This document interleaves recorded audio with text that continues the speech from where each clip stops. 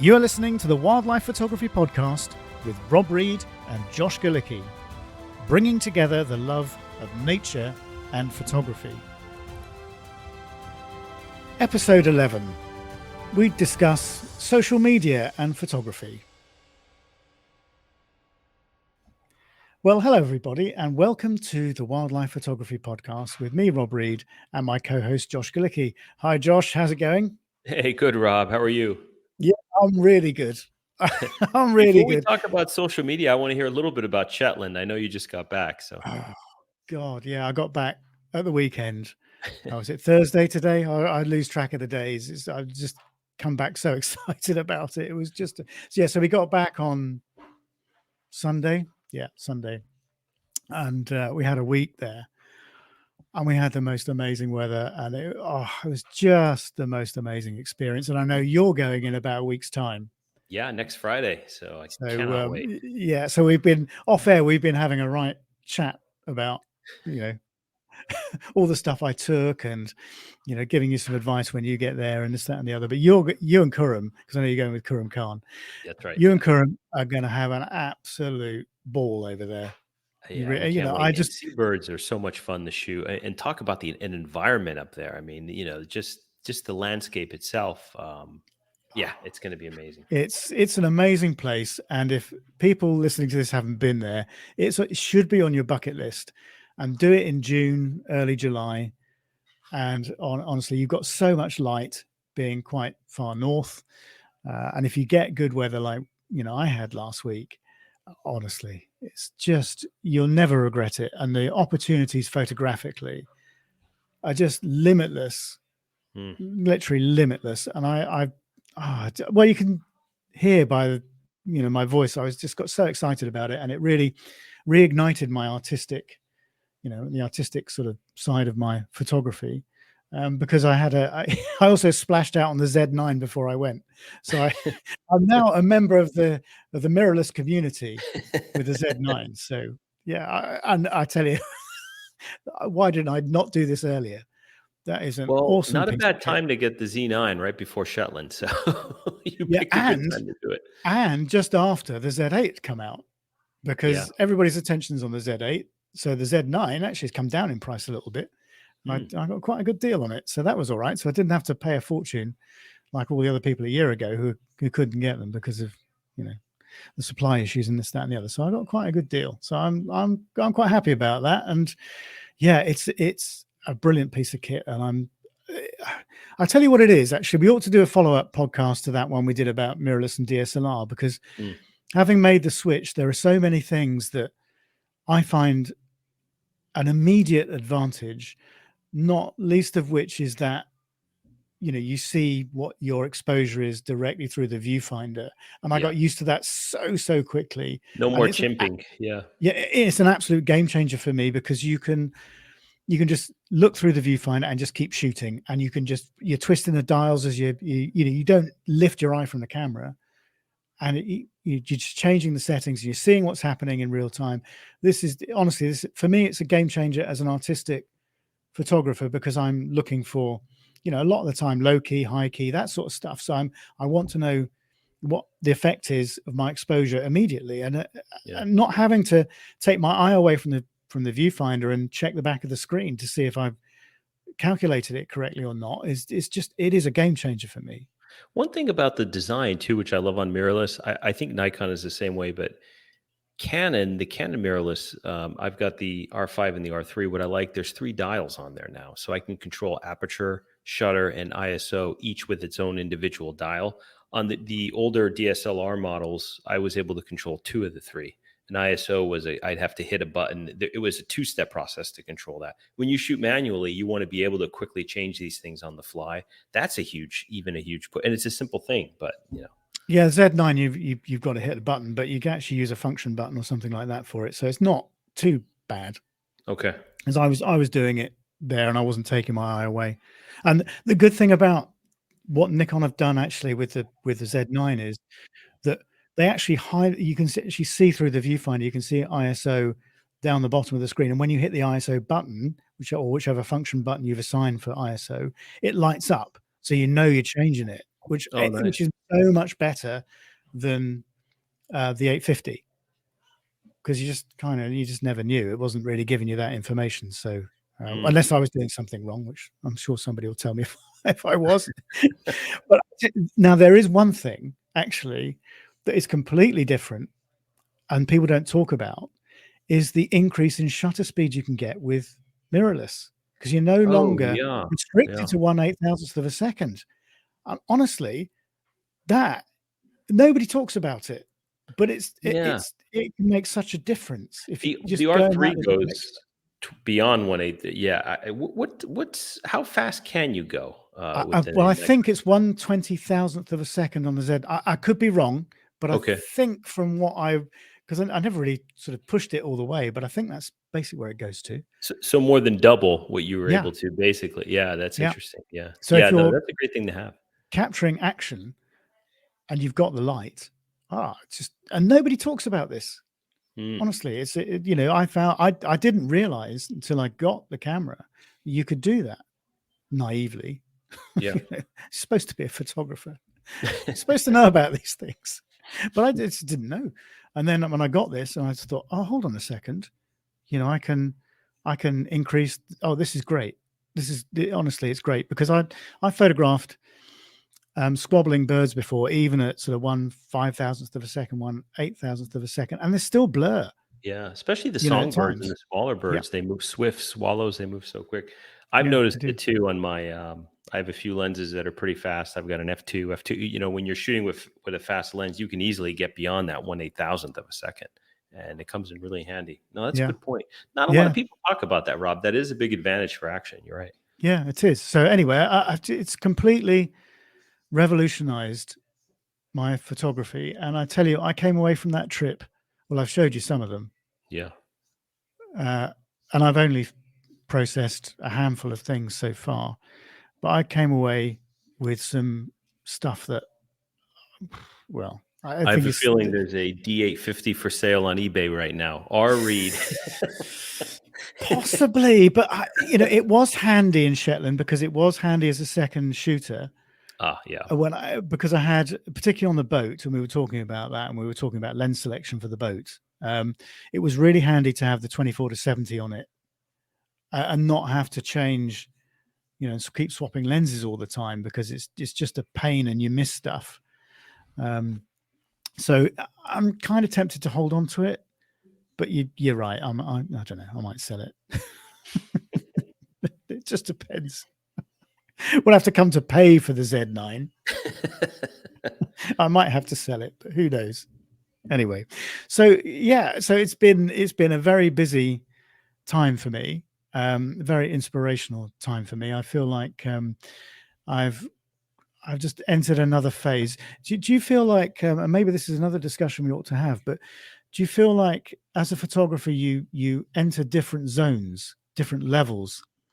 Yeah. You hit this point and then you stagnate for a bit, and then you go up to the next level. And I almost feel like that's where I am at the moment. I'm just taking that next step. So a lot of the stuff I know I'm just deleting, because they're good pictures, but they're not good enough for me. And I just feel like I've got to that next, that next step. I've just reached that point. So, Mhm. it's that's another interesting discussion we ought to have at some Yeah. point. I agree with you, and it also too. I think I'm similar to most. You probably are the same as well, Rob. My mood affects my photography. Depending upon what my mood is and what I'm thinking, that has such an impact on composition and what I'm trying to shoot, and how things are composed and how they look. So mood even can play a huge factor for photographers in terms of where they are, and what the outcome is in their photography. So I think that's also a huge piece of it. Yeah, I think where you are emotionally is a Hmm. very important point. Yeah. Because if you are in a good place, and I was in a very, very good place last week, because I was so inspired by this location and this place. I was with people that, I said I spent some time with Rebecca Nason, who lives on Shetland. And when you're with people that you like and you respect as photographers, and they have knowledge of the place and they share that with you, and they inspire you, the work through their own work and through what they're showing you. I just found it was just an awesome experience. And as I said, if it's not on your list of places to go, it should be, because it's just, and there are plenty of people on that island that are there that can help you. I mean, there's not only Rebecca, of course, but you've got people like Bryden Thomason, for example. And then you've got, I know people like Andy Parkinson and Kev Morgans, shot there for years. Yeah. And the environment there compared to North America for seabirds, I just feel like it's much better. I've shot seabirds, photographed seabirds. I always say shot. People say, "Oh, you're a hunter." I'm like, "No, I'm." Yeah. But I photographed seabirds in Quebec. There's a few puffin colonies. There's one major gannet colony in Quebec, and I've been to these places. But access, background, all that stuff, I think you're at a bit of a disadvantage compared to some of the opportunities you have in Shetland. Yeah, I just hope I'm safe when I go up there, Rob. There seems to be a lot of murders in Shetland, or at least according to you watch too much TV. Not a bit of it. I tell you, it's one of the safest places you can go to. They don't even lock their houses or their cars. See, that's how it happens. That's how these things. Yeah. So yeah, that's how all these criminals get away with it. No, so it's a very safe place and very hospitable people too. I can't wait to meet Rebecca. Of course, I've known her for a few years now, and it'd be great to meet her in person. And she's lovely, and you'll have a good time. You really will, because her knowledge of the islands is brilliant, and she's very knowledgeable birder as well. Had years and years of and she's up there all year round, Rob, isn't she? She lives there. Yeah. So her garden list is pretty impressive, actually. I bet. Anyway, enough of Shetland, as good as it is. We'll do when you get back from Shetland. We're planning a podcast to just talk about the islands and our experiences, and we'll get Rebecca on, and we'll have a chat. About the place and about the birds and everything in a bit more detail. So we'll save everything for then, I think. But sounds good. So anyway, what we thought we'd talk about today, finally getting around to it after 10 minutes of rabbiting on as we do, is social media and the role it plays in photography. And I said to Josh before he came on, I haven't really thought about this at all. Because we're kind of shoehorning this in between me getting back from Shetland and Josh leaving and all the other things that we need to do. So we've got literally like 40 minutes to record this. We're just shoehorning it in really quickly. So we're just going to go with the flow and just start a discussion, see what comes out of it. But I think this was an idea that came up from one of our regular listeners who messaged both of us actually on Instagram and said, "Oh, how about a discussion on social media?" And I'm going to apologize. I forget who it was now. I should have researched this before I came on, so I'm really sorry. But whoever it was, I'm really grateful, because actually the people telling us what they want to hear about and hear us talk about is really good. It's great for us to come up with different themes that we can talk about. So, if there's anything sort of burning away that you want to, you want us to talk about, then do send us an email, or shoot us a message on social media. You'll see the links in the show notes. But so I think the gist of it was, it was almost it came from a point of frustration, I think, about how to grow a social media following from a sort of photographic point of view, from a wildlife photographic point of view, on platforms like Instagram and Facebook, because it's certainly not as easy as it used to be. I mean, I think, you certainly found that. I mean, you've got a much larger following than I have personally, for example, but I know that, you grew that a while ago.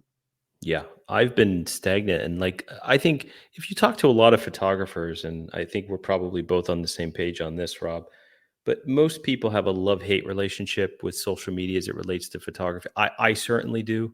Instagram has become the main place to market your images, meet other photographers, view others' works. My main focal point has been Instagram for the past, I don't know, maybe 5 or 6 years, if you will. Facebook has kind of died down for me. I really don't post too much on Facebook, but I think that the trouble with social media now, it used to be more about just the photographies and whatever pictures or images you were putting up.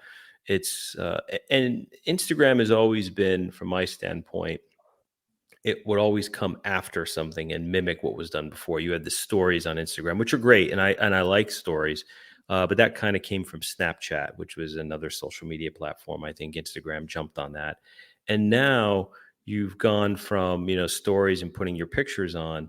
You've gone to really a competitor of TikTok, right? With Reels, and it's all about content creation. It's about marketing your personality more than it is the photography content. And because of that, and I don't know what the ins and the outs of the algorithms are, but I know years ago I would post an image. I'd have the certain tag hashtags on there, and you could pick up maybe 100, sometimes 200 followers a day. Now it's one or two here and there if you're not doing reels, if you're not using certain songs that are popular, against your reel, or with your reel. So it's changed a lot. It's now video focused, and it's more focused on the photographer as a person and a personality and what they do from an exploit standpoint than it is about the actual work. Now, I mean, you still have the opportunity, however, to follow fellow photographers that you admire or find new work, and it will come up in your feed. So it's still great for that, but it's changed a lot, and that's kind of why I have a bit of a love-hate relationship with it. I've never gotten to a point like some people have where they just take a complete diet from social media or break. And a friend of mine just came back on the platform, and I think he was gone for like a year and a half, 2 years, and people just want to pull away, and then they'll come back in. I've never gotten to that point. I could see how they get frustrated to a certain extent. And there's other things too we can talk about, like pressures and on people. I mean, they see only what people want you to see, right? So there's a lot of and this goes to the influencers and so forth, in terms of no matter where they are, it's incredible, I'm having a great time, I'm here in this country, and oh my God, all the wildlife's right here, life is amazing. And that's great, and that's what most people do. But I think a lot of people who don't know what's going on behind the scenes, they're sensitive to that. They see that and they're like, wow, that's great. And, I had a really shitty day and I didn't take any good photographs, and this is frustrating, right? So there's a lot of things that are going on right now with social media. So I think for all those reasons, I think most people have a love-hate relationship with it if they're photographers, I think, right now. Yeah. Do you think social media is sort of more about selling a dream these days I think than so. And reality? I totally agree. I think it's about really selling yourself and your personality. And these tools are designed, you're supposed to, it's like that doom scroll, these dopamine hits, and people get addicted to it. They're going through it and going through it. Sometimes even, I'll go through reels and I'll just keep watching these things. I just wasted I just wasted an hour of my It's kind life of looking at. it's worryingly addictive. It is. It Yeah. is. And intentionally so. But I think if it's used the right way, it's still a good tool to find other photographers. In my opinion, it's the best tool right now to market your work, to show your work. You'll still Yeah. get the biggest audience in there. Some of these, I've been on SmugMug for years. I used it for my website.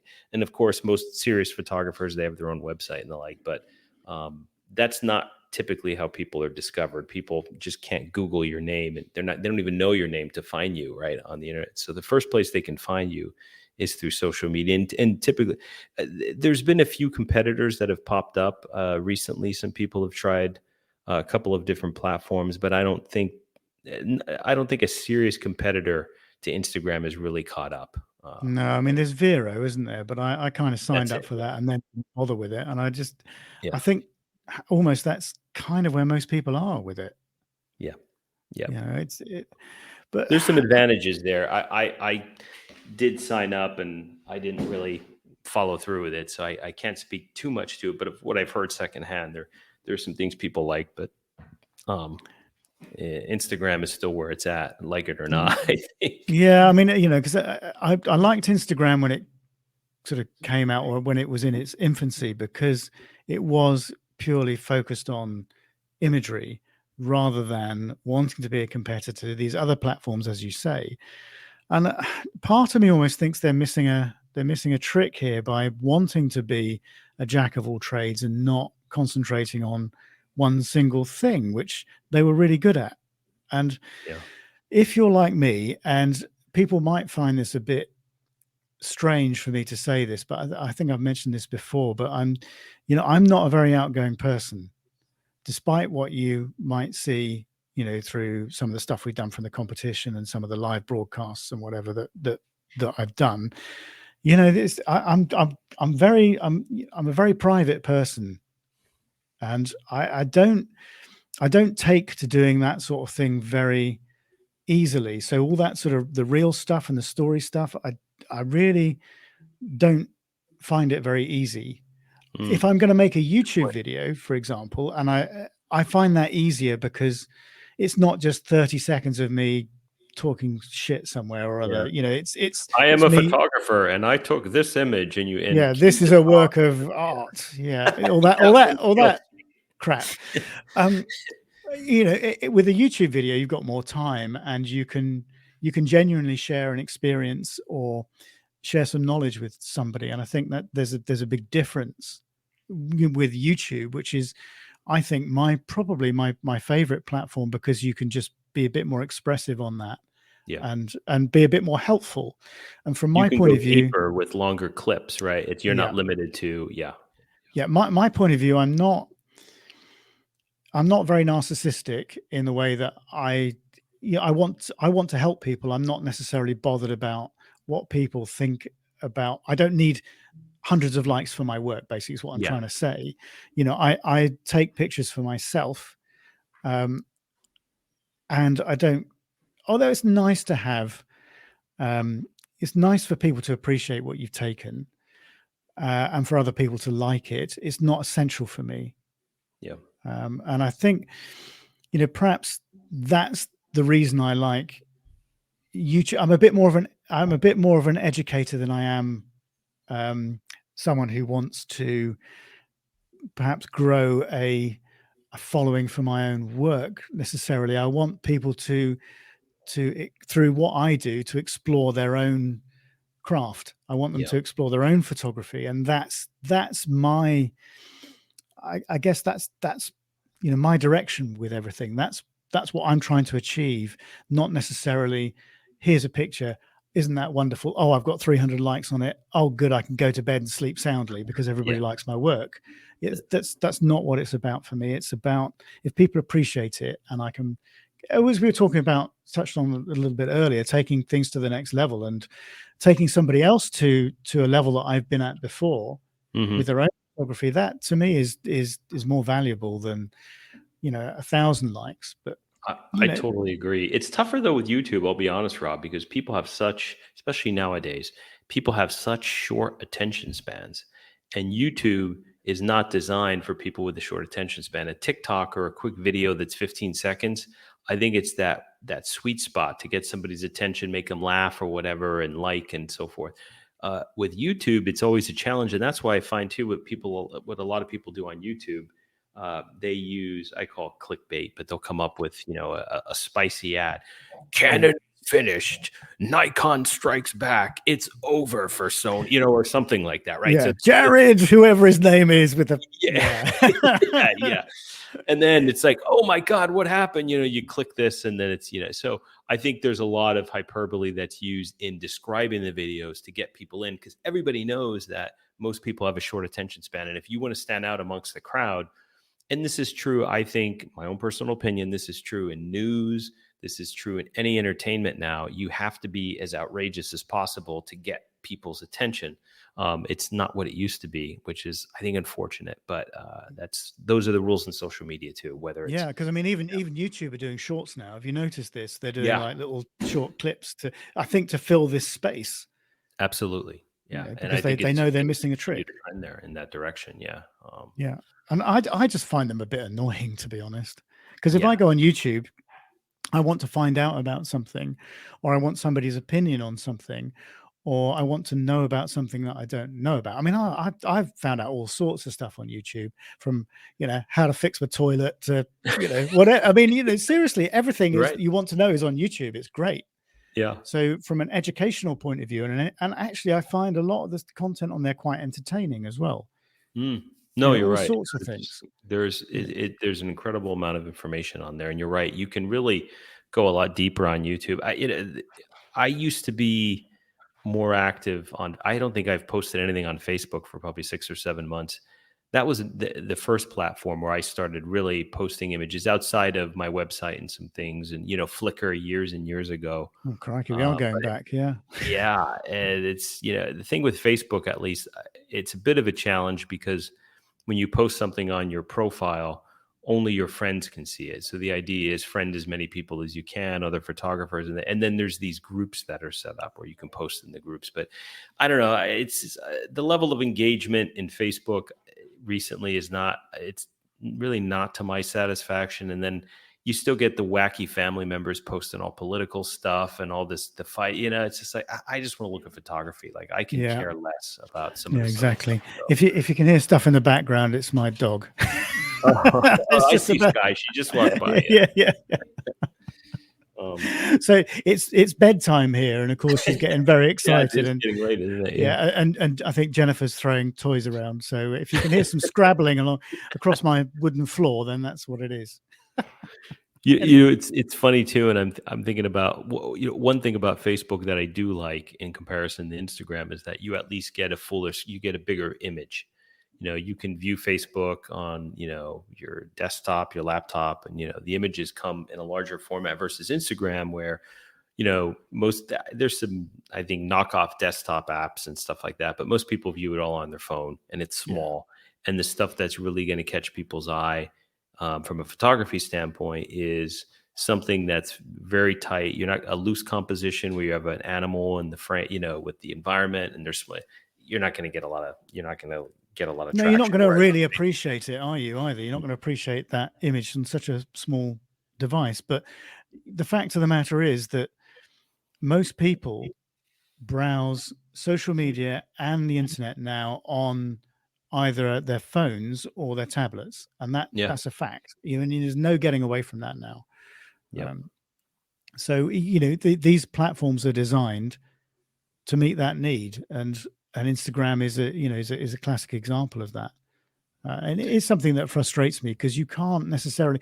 Well, here's the thing: if I have got an image which I've cropped the hell out of, and you think I've got really close to something and I've got this detail or whatever, I can get away with it on Instagram. It's very forgiving, isn't it? I don't personally do that because I think it's a bit misleading. But I know that I've seen images. I'm going, well, that's somebody's cropped the hell out of that. I know it for a fact.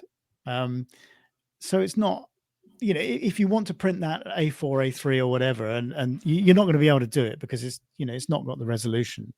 So you can, Instagram hides a lot, and you can also get away with lesser quality images. So if something isn't quite in focus, you haven't quite nailed it, you can get away with it on Instagram. Totally. Because of the small size that you're viewing, whereas you can't get away with that if you're looking at it on a larger screen. Because the frailties come out, so it hides a lot of frailties.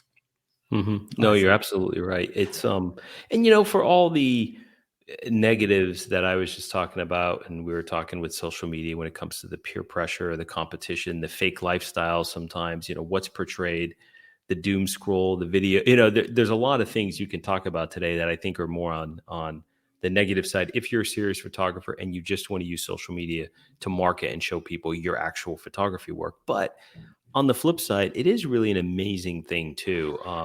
I just posted something not that long ago, and I copied Hahnemühle paper, and the people from Hahnemühle messaged me, Canon USA, I'll get feedback. I have an electric motor on my boat.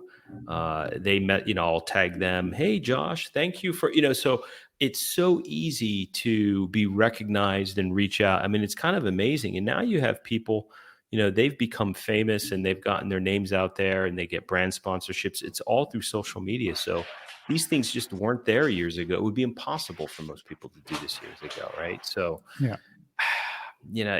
there are some really, really good things about it. And I think it's more positive than negative for me, because if I'm not posting on social media and I'm just posting on my website, well, how am I getting more people to see my work? Yeah. You're really not. Exactly. So it's almost So, a necessity so this is a if you care professional, about supposed to be a professional podcast, and I've got a dog who's absolutely going nuts. Sorry. It's making me laugh. Distracting She's me. getting the toy. I could see She's running up and down. Sorry. So if that is coming across in the recording, apologies, people. But it's one of the things from doing this thing from home. But anyway, there you go. Life goes on. So why don't let's focus on some positives from social media then, because I think we sort of dwelled on a few of the negative things, which I have some frustrations with, I have to say. But what would be your advice to somebody who, because I think this is where this sort of this subject came from, was the frustration about growing a following with work. What are your sort of top tips for somebody, just sort of, let's say they're starting from ground zero with their account, and they're wanting to gain some traction? How would you best advise that they go about that? Well, I think if it depends on your intention. I think if you're a photographer and you're entering into social media, let's use Instagram, as that's kind of the main platform. I think it's a sort of work recognition point of view. So from a recognition point of view, I think if it's all about photography, I think the best thing you can do is try to find photographers that inspire you, follow them. It's easy to, zigzag from one photographer to another, and that's what I do too. I've met and followed a lot of new photographers I didn't know, and that I respect now. I've seen their work through Instagram. So you're using it as a sort of networking platform, effectively, rather than and follow who you admire, follow the photography that you want, and create a network of photographers that inspire you, and hopefully you'll inspire them. And you're not going to get a huge following that way. I mean, I've got, I guess I have a decent amount of followers. It's nothing too crazy, but most of my followers came in years ago when it was a photography focused, and the algorithms were set up to support posting photographs and hashtags and so forth. And some of these hubs that were around years ago, you tag a hub, they would share your photo, and a hub would have 50, 60, 100,000 followers. And then you'd get, so there were different ways of doing it. You can't do that now. So you're not going to get, tons and tons of followers, but you want to get people who are interested in your work, not just to follow to be a follower, a number. If you want to go the other way and you're really interested in maximizing the amount of people that follow you, you have to do reels. You have to sell your personality. You need to use the right songs, or certain songs that trend that you want to use attached to your reel. And it really needs to be more about you as a person, and talking about what you do in the field, or maybe making, advertisements for certain brand gears, certain gears, and certain brands for gear, I should say. If you go down that route, somebody I know, they've, had 16,000 followers, I think, for a number of years. And they posted a reel that went viral, and there was a song attached to it. And they went from 16,000, I think, to over 100,000 followers in like no time. But again, it was because it was a particular reel that went viral. So it depends on what your intentions are. I think you can either go down. It's kind of like mining, isn't it? You're digging away, and then all of a sudden you hit this seam, this rich seam, and then poof, away you go. Because how do you make something, a viral reel, for example? There's no secret sauce to that. It's just in the right thing at the right time. Yeah. I have about 20,000 followers on Instagram, and I get serious engagement in terms of, interactions and, comments and so forth, probably from, I don't know, a couple hundred, maybe 500 to 1,000, so there's other people there that are following, and maybe they see my work, maybe they don't. Just depends on what shows up in their feed. But if they do, there's a lot less interaction than certain others. So, and here's the thing. I mean, how many of your followers, you might have a lot of followers, not you particularly, but one in general might have a lot of followers, but it's no good having followers that aren't aren't looking at your work and aren't quality followers, if you like. They're not interacting with you, because what's the point of that? It's like having people on a mailing list that never buy anything. If you're selling services or whatever you're selling, you can have 100,000 people on your mailing list. That's right. But if only one or two people actually interact and buy something, you might as well just have one or two people on your mailing list. It's the same with followers, isn't it? It's all about quality as well. You're right. And the interaction is interesting too, because, you'll post a photo and someone will say, 100 or amazing, gorgeous, beautiful, knock, whatever. It's a one-word comment. Yes, it's an interaction, and your photo was impressive enough for someone to actually take the time to write that. And that takes time. Maybe it's 2 seconds, a second. I don't know, but they're still taking time out of their day to say, hey, that's a good photo. But the interactions that I prefer are more substantive, where somebody would say, hey, Josh, I really like this image because it does this, or I've noticed this about your image. And sometimes when I comment on images, I'll try to go just another level deeper. Instead of just saying brilliant, I'll say brilliant because, or you give a little bit more, not to be constructive, but just to let them know. There's some reasoning behind your, yeah. I think it goes a lot further. Yeah. And I think maybe that's kind of good advice for people that are trying to grow an account as well, because if you're trying to interact with people, if you're just giving them a thumbs up saying great shot or whatever, and you've got a photographer whose work is quite popular, you're going to find that photographer has a lot of comments, and unless you've got unlimited time, which none of us have, you're just going to filter out the comments that go a little deeper, as you say. So if you're actually saying something a bit more constructive about that image and giving a bit more information about why you like that image or why you like their work, then you're probably more likely to get a response. Because the thing is that with Instagram, I get people that will comment on things and give one-word comments or whatever, and then they'll follow me. And I know why they're doing it. They're doing it because they want me to follow them back. And from that point of view, it's literally just I'm going to like your Instagram account. I'm going to like your work, and you'll follow me back. And as soon as you do that, I'll unlike you. Because with Instagram, unlike things like Twitter, for example, it's really difficult to find those people that actually follow you back unless you scroll through your whole followers feed. And you're not going to do that if you've got thousands and thousands. That's the thing. I remember with going off the subject of Instagram for a short period, and let's talking about Twitter, which I really have a love-hate relationship with. It's in the news a lot recently, particularly since somebody bought it. Anyway, let's not go there. I remember when Bird Photographer of the Year first started. So we're talking 8 years ago, 9 years ago now. I got to 1,000 followers on Twitter like overnight, just instantly. And I remember the guy who ran the website said, how the hell did you manage that? And I said, well, all I did was I went onto Twitter, got a load of photographer accounts and just followed them, and they follow you back. Because on Twitter, at that point, there was this sort of unwritten convention that if somebody follows you, you follow them back, and it was easy. But they've put measures in place now to stop people doing that, because they realize that that's what people were doing. And so I go on and I follow like 200 accounts, and I do it in the evening. I put an hour aside and I go, right, I'll follow a couple of hundred accounts in an hour. Bop, bop, bop, bop, bop, bop. And then the next morning, oh, look at that, I've got 100 new followers, because half of them will follow you back. And then the ones that didn't, you just unfollow. And then you just repeat the process. I've never used Twitter actually for photography. The one thing I find about Twitter, and again, this could be different now, but Twitter is more about, from my standpoint, maybe most people follow certain accounts that have news or something, to offer, right? Like, so if I post it on Twitter, I'm going out for a walk today, nobody gives a shit. Or I'm sorry, no one cares to say, oh, okay, whatever. But, most people will follow the New York Times or a professional, an actor or politician or news thing. So I find it's a bit more of a discussion forum, isn't it? Yeah. It's a bit more of a discussion forum. And the thing is, what I found about Twitter is, and why I just found it so negative. Mm. Whereas Instagram is always quite positive. There's always people people don't send you a message saying that photo's shit.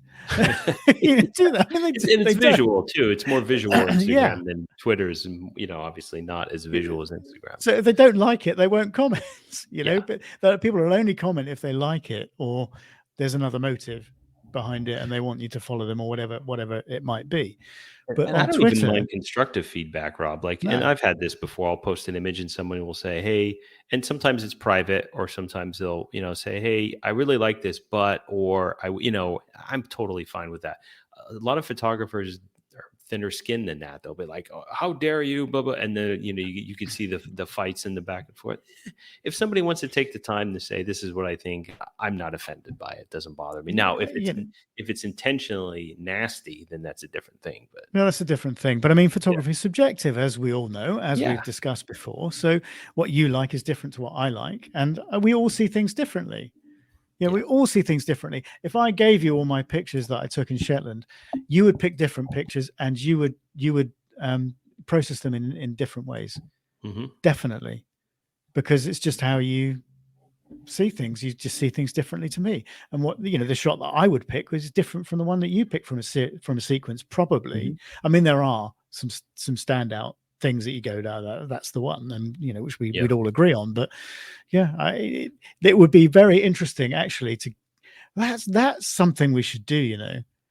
What's We that? should put 1,000 pictures from a shoot or something together and give them to another photographer and see what they choose and how they process them. That would be Oh, that would really be interesting. yeah. And then do it Well, yourself and then compare.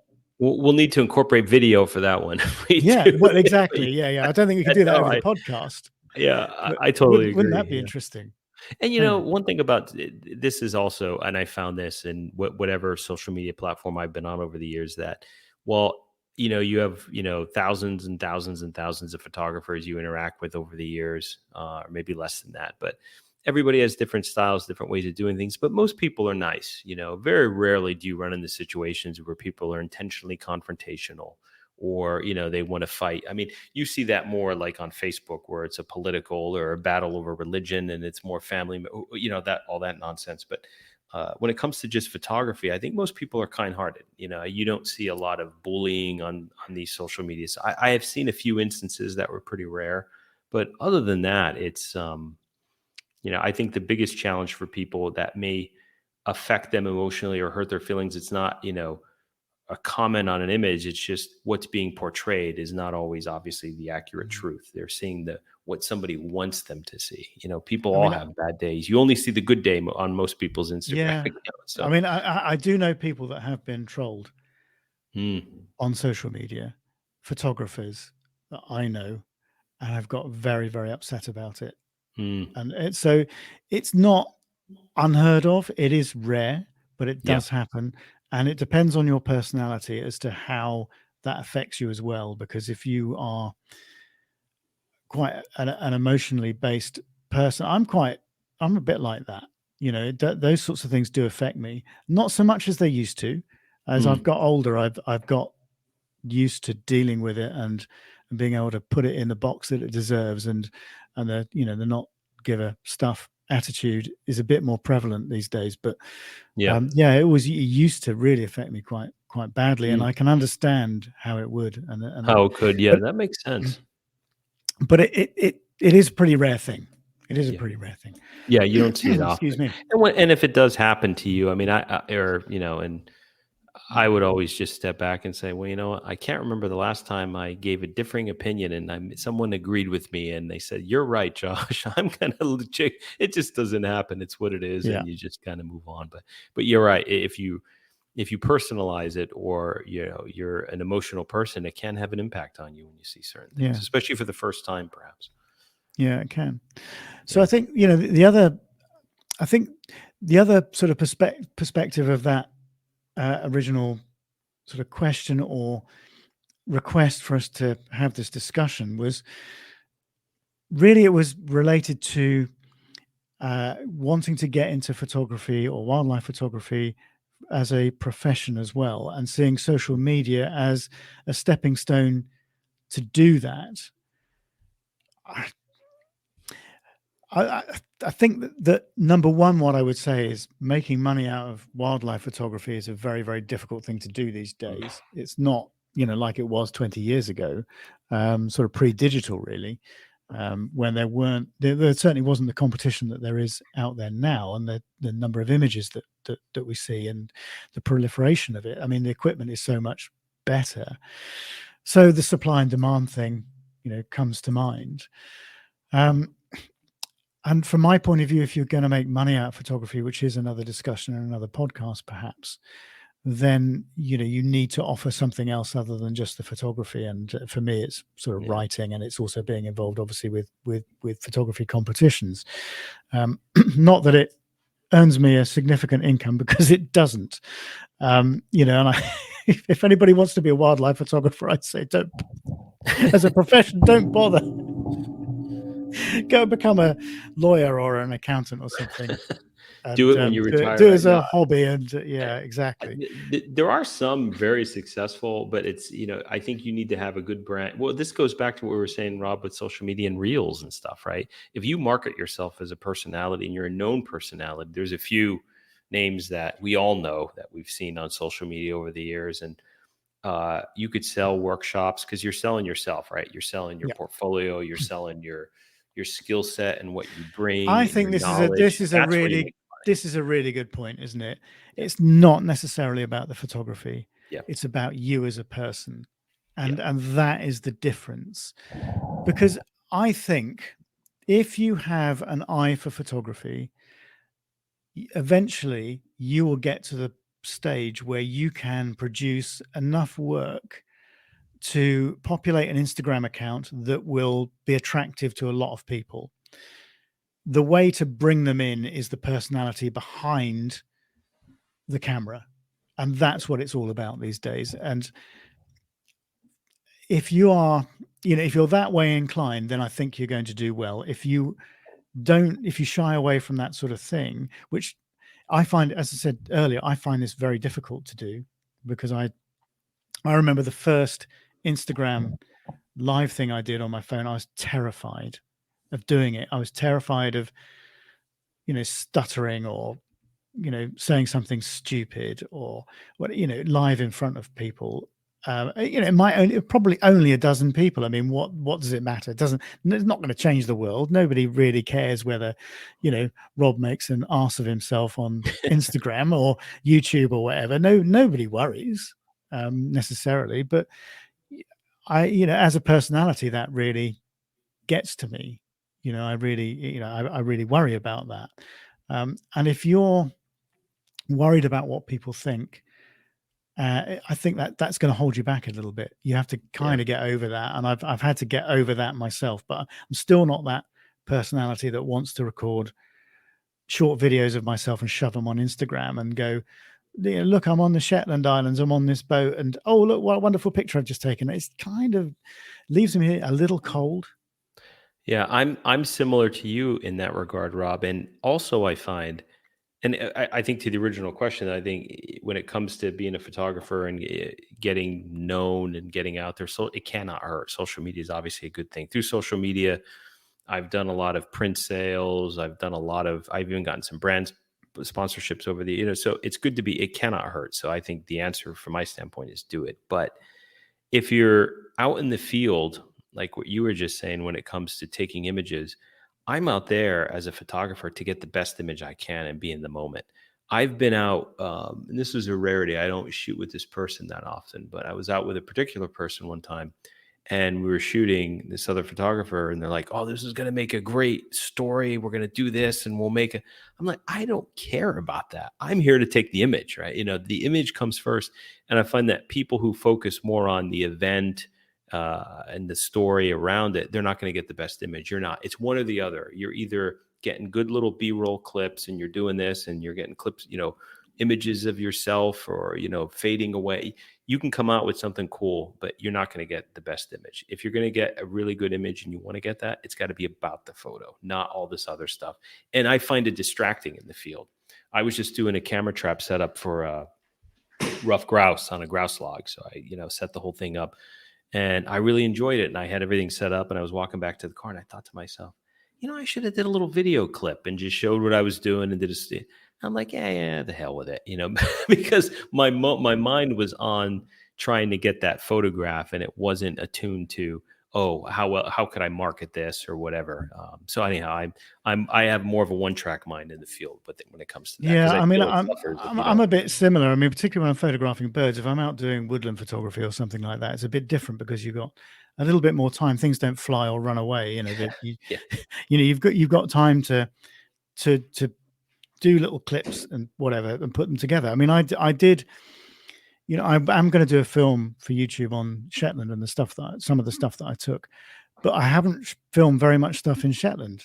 I'm just going to show pictures. I did a little thing to camera, in the holiday cottage that we had in the garden, just kind of at the end of it, and just chatted about some of the experiences. But I just felt, well, I have filmed some stuff with my phone on the boat, that sort of some B-roll stuff. But that's what I'm going to do. Just use that B-roll stuff a little bit, show some of the images, and just voice it over. Because I just think that if you spend too much time trying to put these really professional, slick things together, you're right. I'd be spending my time doing that on the boat, not photographing the birds, which is what I yeah. was there to do. So And if that's your priority to be, come up with a cool little video, then that should be the priority. But if your priority is the photo, don't distract yourself with trying to do all these Yeah. other things around it. That would be my advice. Yeah, but if you don't do the video, you're not going to get your followers on That's right. Instagram Yeah, because you're not doing your stories and your reels and whatever. So, yeah, I think I'm with you. I mean, that is the secret to it, and it's just how much you want it, I guess. And the other thing is to think about what the purpose of your following is. What you're trying to achieve. Are you trying to achieve personal recognition to satisfy your ego, or are you trying to gain recognition for your work in a professional capacity? What is it? Yeah, I think about your aim from it, because if it's just about getting likes, just concentrate on your work. Just post the work that you like, and the following will come The eventually. people who make the most money in this business, and who I think the wildlife photographers who make, I think, the most from wildlife photography as a profession, those are the folks that have a set personality, and they capitalize on that personality to sell workshops. They're extroverts, and they'll say, I've got this, and I don't say this facetiously, but they'll hey, I just found nesting loons in this particular area, come join me the next week. You need to be outgoing, and you need to market yourself as a talented photographer, somebody who can give a clear instruction, work with people. And I think if you focus on your personality, your knowledge, you can go down the workshop route. That's where most people make, I would say, it's an advert. I mean, make the money, social not media print. social media for that Yeah. particular type of person is an advert. Yeah. It's like, come and see how many people have really enjoyed this workshop. Look at all the pictures they've taken. Look at the pictures I'm getting. Do you want to get pictures like this? That's basically what you're saying. And if you do, then you pay me this amount, and I'll give you the opportunity. And that's effectively it. Yeah. So. And it's hard too. People used to put books together years ago, instructional books. The first book that I ever read, it was called The Art of Bird Photography. When I was first getting into wildlife photography, it was by a guy named Arthur Morris. He's an American guy. He's based out of Florida, and they've called him, the grandfather of bird photography. I mean, he's been shooting, I think, since the 70s, but he put this book out years ago, and it was really my first introduction. It was great, and I loved it. It was my little Bible when I was first starting to shoot. But now it's not going to have the same traction, because we're in a phase where people will rather just go on a YouTube video. How do I photograph? Best way to photograph ducks. You go in there, boom, and then there's somebody in a blind or in waders, and they're talking about. Most people digest the information that way now, rather than buying a book. So I think, because most people are visual, aren't they? Yeah, and there is the joy of social media and the appeal of it, because people are visual, and so I don't know. Where do you think social media is going? It's hard to say. I would imagine that it's just going to continue to go down, what I would call the TikTok route. It's just more about personality, content creation, and everything is becoming more and more video centric. I think the future of photography is going to be video. I mean, you look at 8K and a lot of video that you can have now in your mirrorless cameras. I think eventually it's not going to be an individual photo. I think you're just going to go out, hit the record button. You're going to video And grab a whatever the frame. scene is, and you just pull your still out. I mean, I think that seems to be where we're going. I could Well, be I mean, wrong. when you think about the fact that the Z9, for example, will shoot 120 frames a second at 11 point whatever megapixels in a JPEG. Yeah. Well, I was shooting that size file with the original Canon 5D 15 years ago, whenever it was. Yeah. So now, 15 years on, you're now shooting 120 frames. All right, it's not raw. I get that, but to be honest, a JPEG in most circumstances is okay. It's nothing wrong with a JPEG. But think about where we might be in 5 or 10 years' time. I think you're right. We're going to be shooting stills at a rate that is going to be over the 60 frames a second of 4K or whatever it is anyway. Yeah. So, yeah. Yeah, I mean, I think it'll just be, to get the video and you have the whole thing, and then, oh, by the way, I want to take I'm This going to frame. pull this particular still, and it's going to be high quality enough. I mean, what's always prevented people from doing that in the past is, the stills you pick from these videos were just not high enough quality versus whatever that raw image was the camera could take, the full frame, or the 14-bit raw, I guess. So yeah, I think it's going to be there, and I think that's where things are going. I could be wrong. I still like to take stills. I'm a still shooter. I'm not video centric, so I don't mind. Like, I've got the 120, the slow mo. I like doing that. No audio. Yeah. You get bears fighting or some sort of action sequence. I like to take little clips sometimes, but other than that, I haven't really gone down. Do you know what I like about stills though? Is you just capture one single moment in time that you can't necessarily see with your eye.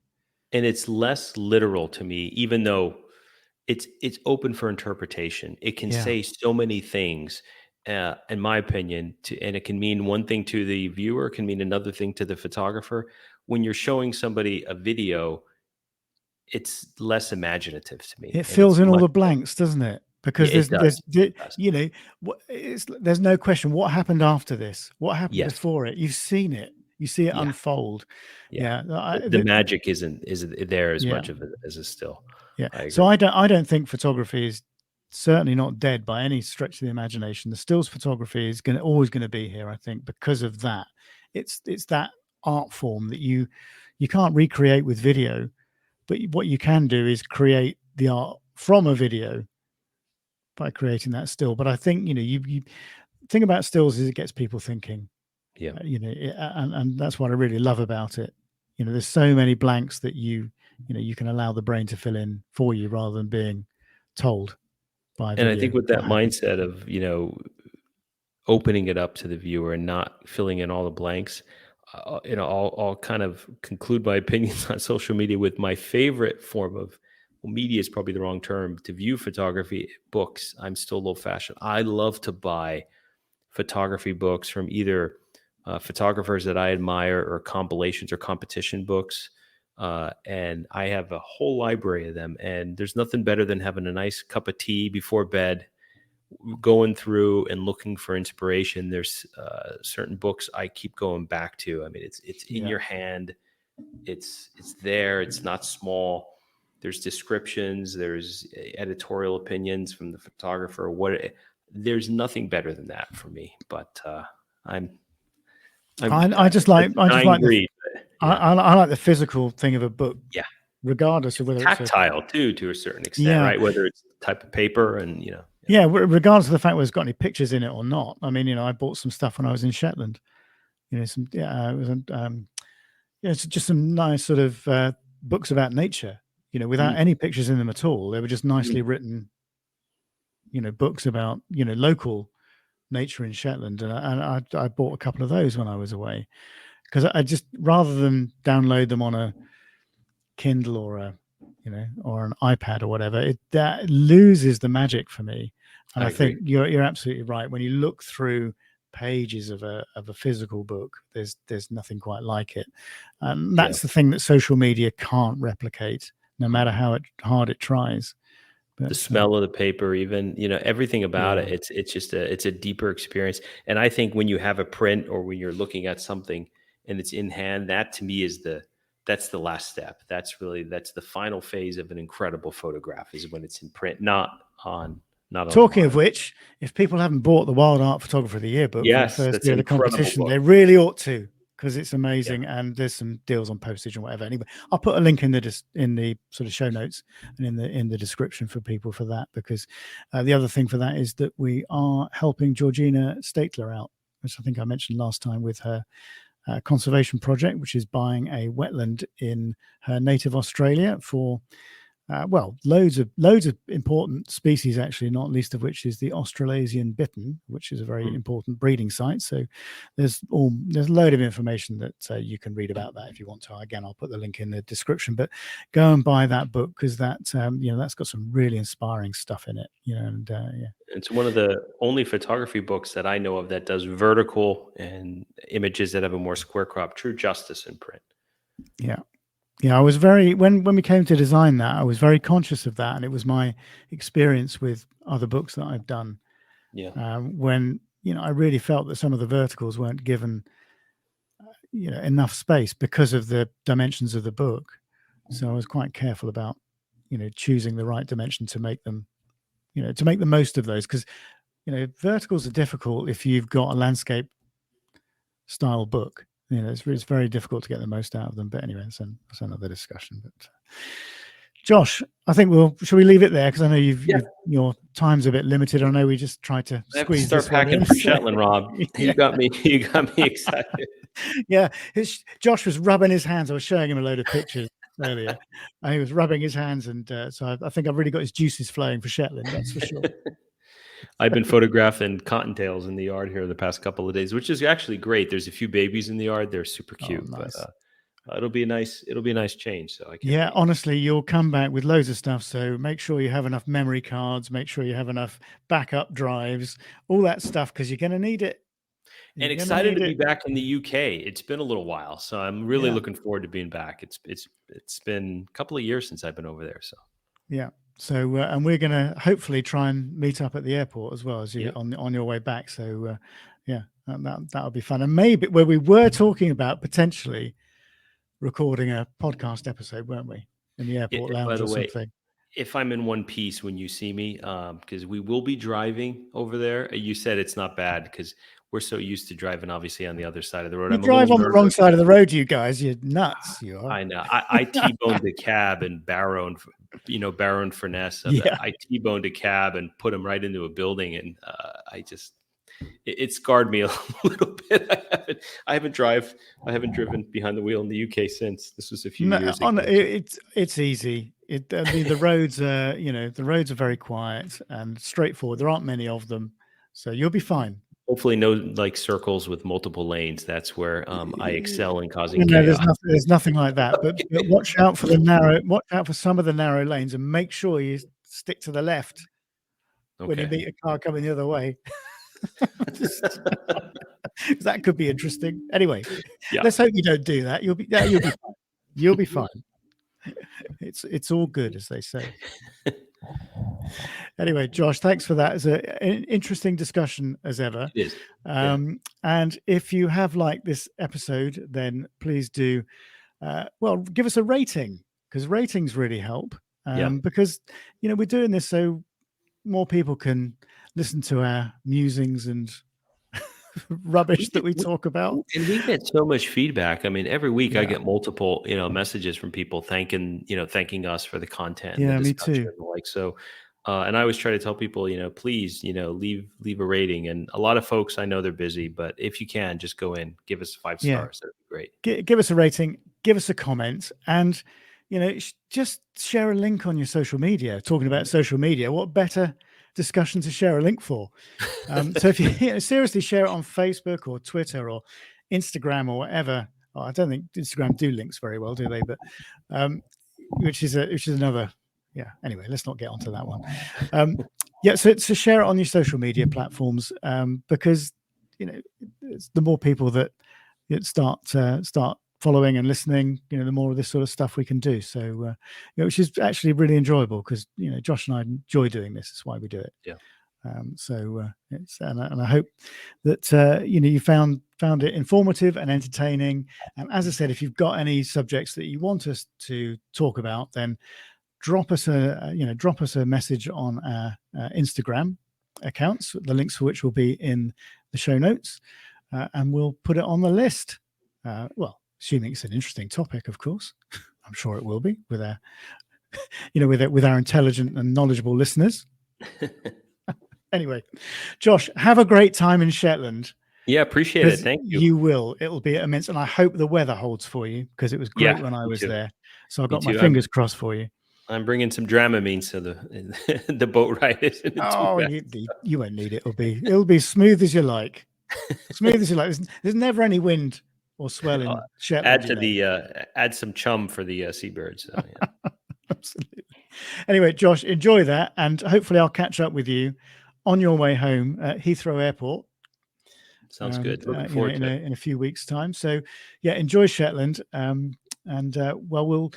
We're going to try and record another episode before you go, because we've got a guest that I've been trying to get on for a while. And you know what diaries are like, and schedules and this, that, and the other. It's been quite difficult to marry everything up. I think we've managed to do that next week. So we'll probably record one before Josh leaves, and I'll put that out, in a few weeks' time. But no, that would be a good one. That would be a really good one. Really good guest, and really interesting topic. So anyway, Josh, thank you very much. Enjoy Shetland. And appreciate it, Rob. Yeah, thanks everybody for listening, and we'll see you all, or you won't see us, but you'll hear us all in the next one. Thanks very much. Cheers.